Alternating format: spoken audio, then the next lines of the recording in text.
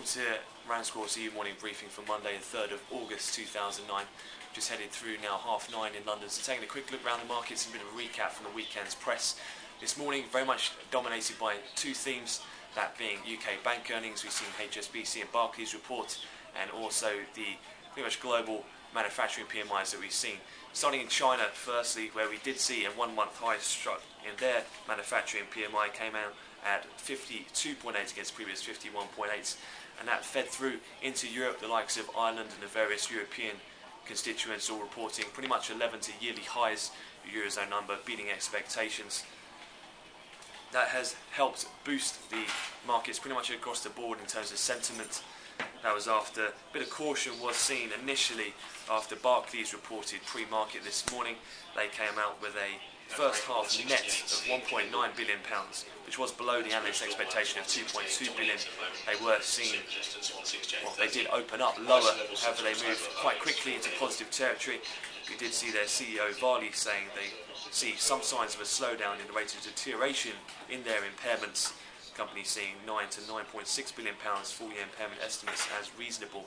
At the moment, as I say, just gone through 9:30 now, Barclays shares have reversed course and they are seen up 4.5%, but again allied as well very much by that positive manufacturing PMIs that we've seen. We've also just seen the UK, that's followed suit, beat expectations, the highest reading since March of 2008 in manufacturing, and therefore as well in the FX markets we've seen cable get a good boost. It's moved back through that 168 handle on the upside to just trigger a couple of stops to the upside, and up over 100 ticks now in cable.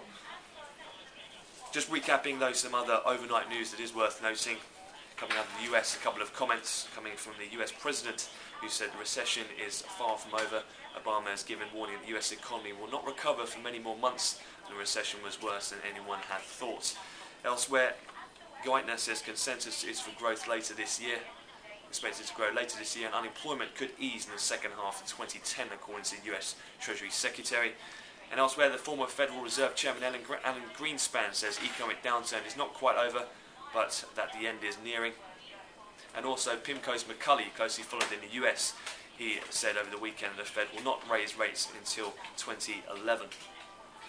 On the geopolitical front, it is worth noting some commentary coming out of Iran in the Times this morning. Iran could create and detonate a nuclear warhead within a year of an order from their supreme leader, according to Western intelligence officials this morning.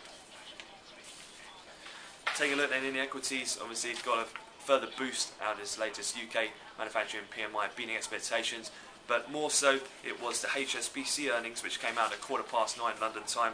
They did exceed expectations. In terms of the first half net figure, that came out at $3.35 billion.